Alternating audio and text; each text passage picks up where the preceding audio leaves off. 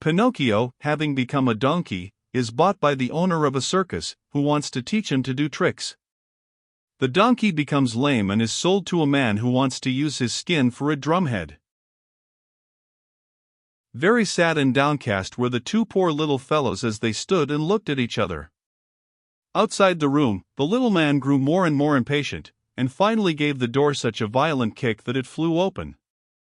With his usual sweet smile on his lips, he looked at Pinocchio and Lampwick and said to them, "Fine work, boys.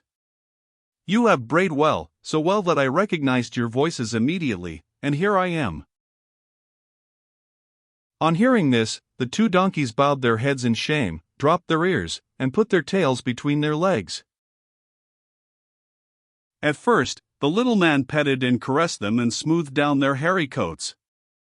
Then he took out a currycomb and worked over them till they shone like glass. Satisfied with the looks of the two little animals, he bridled them and took them to a marketplace far away from the land of toys, in the hope of selling them at a good price. In fact, he did not have to wait very long for an offer. Lampwick was bought by a farmer whose donkey had died the day before.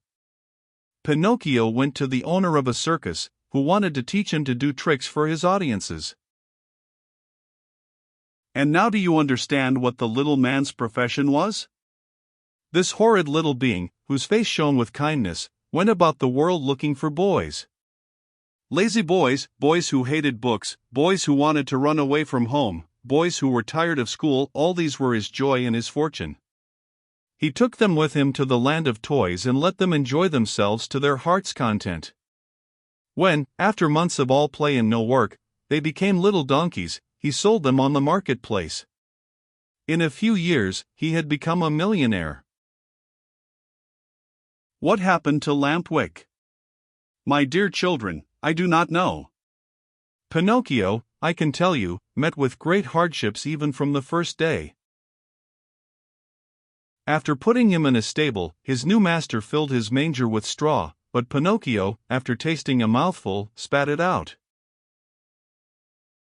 Then the man filled the manger with hay. But Pinocchio did not like that any better. "Ah, you don't like hay either," he cried angrily. "Wait, my pretty donkey, I'll teach you not to be so particular." Without more ado, he took a whip and gave the donkey a hearty blow across the legs. Pinocchio screamed with pain, and as he screamed he brayed, "Ha! Ha! Ha! I can't digest straw." "Then eat the hay," answered his master, who understood the donkey perfectly. "Ha! Ha! Ha! Hay gives me a headache." "Do you pretend, by any chance, that I should feed you duck or chicken?" asked the man again, and, angrier than ever, he gave poor Pinocchio another lashing. At that second beating, Pinocchio became very quiet and said no more. After that, the door of the stable was closed and he was left alone. It was many hours since he had eaten anything and he started to yawn from hunger.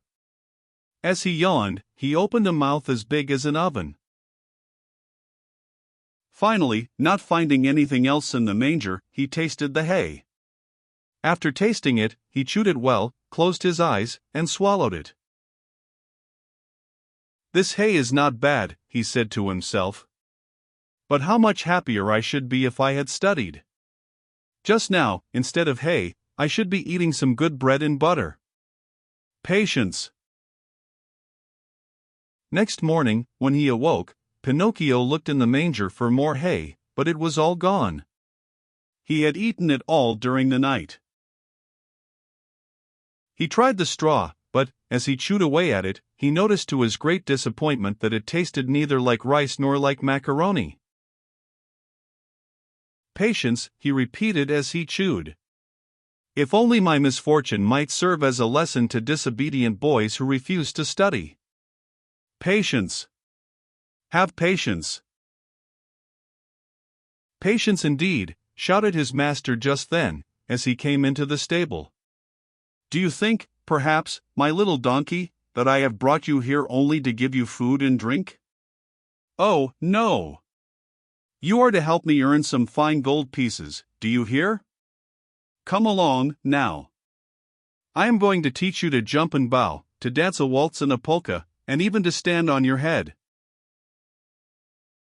Poor Pinocchio, whether he liked it or not, had to learn all these wonderful things, but it took him 3 long months and cost him many, many lashings before he was pronounced perfect. The day came at last when Pinocchio's master was able to announce an extraordinary performance. The announcements, posted all around the town, and written in large letters, read thus: "Great spectacle tonight, leaps and exercises by the great artists and the famous horses of the company. First public appearance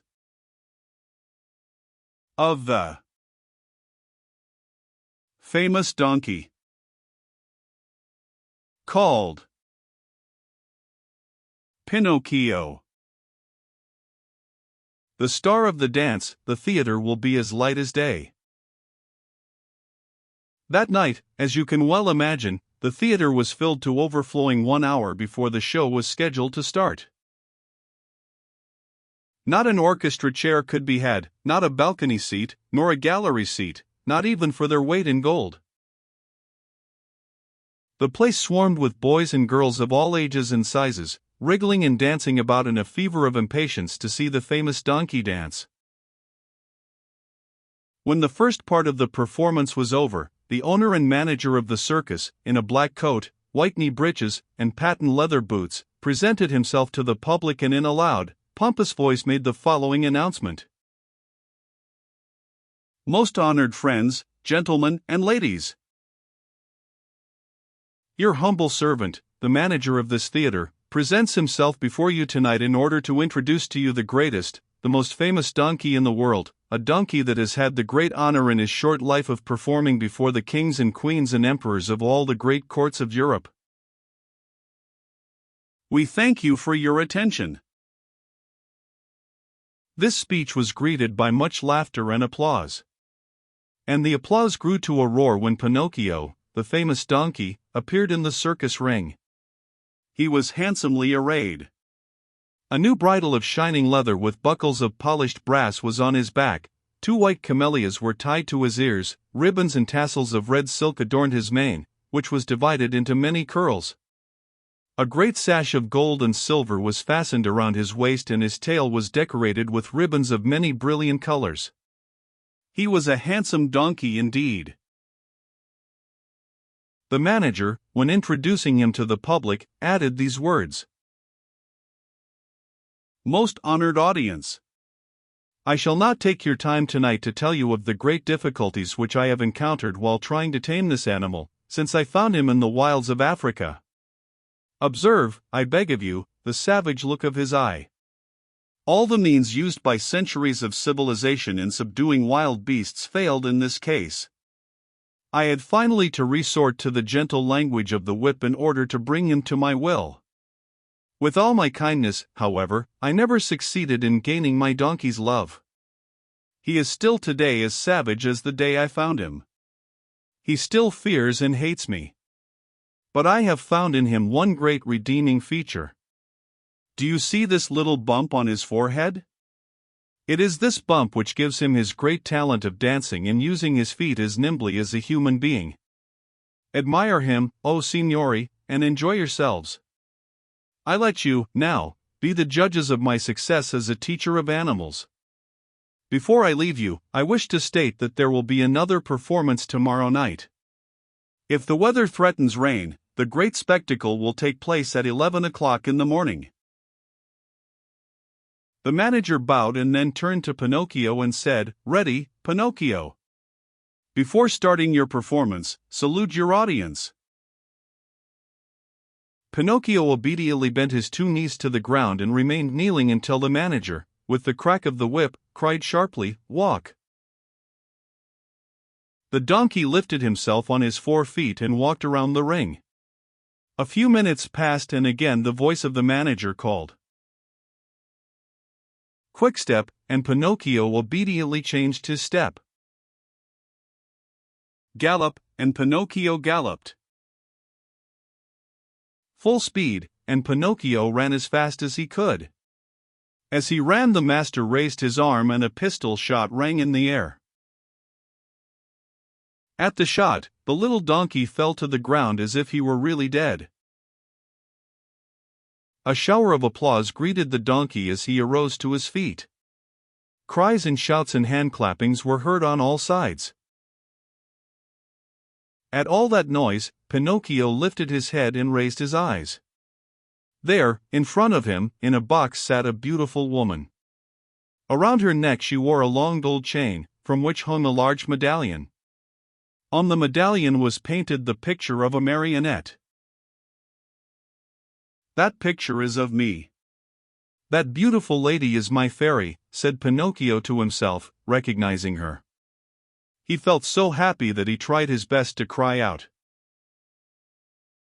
"Oh, my fairy! My own fairy!" But instead of words, a loud braying was heard in the theater, so loud and so long that all the spectators, men, women, and children, but especially the children, burst out laughing. Then, in order to teach the donkey that it was not good manners to bray before the public, the manager hit him on the nose with the handle of the whip. The poor little donkey stuck out a long tongue and licked his nose for a long time in an effort to take away the pain. And what was his grief when, on looking up toward the boxes, he saw that the fairy had disappeared.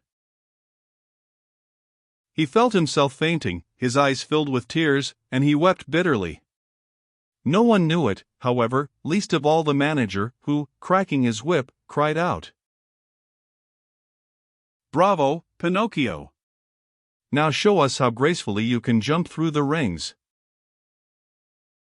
Pinocchio tried 2 or 3 times, but each time he came near the ring, he found it more to his taste to go under it. The 4th time, at a look from his master, he leaped through it, but as he did so his hind legs caught in the ring and he fell to the floor in a heap. When he got up, he was lame and could hardly limp as far as the stable. "Pinocchio! We want Pinocchio! We want the little donkey!" cried the boys from the orchestra, saddened by the accident.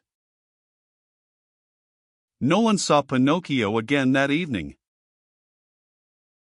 The next morning the veterinary, that is, the animal doctor, declared that he would be lame for the rest of his life. "What do I want with a lame donkey?" said the manager to the stable boy. "Take him to the market and sell him." When they reached the square, a buyer was soon found. "How much do you ask for that little lame donkey?" he asked. $4. "I'll give you 4 cents. Don't think I'm buying him for work. I want only his skin. It looks very tough and I can use it to make myself a drumhead. I belong to a musical band in my village and I need a drum. I leave it to you, my dear children, to picture to yourself the great pleasure with which Pinocchio heard that he was to become a drumhead." As soon as the buyer had paid the 4 cents, the donkey changed hands. His new owner took him to a high cliff overlooking the sea, put a stone around his neck, tied a rope to one of his hind feet, gave him a push, and threw him into the water. Pinocchio sank immediately. And his new master sat on the cliff waiting for him to drown, so as to skin him and make himself a drumhead.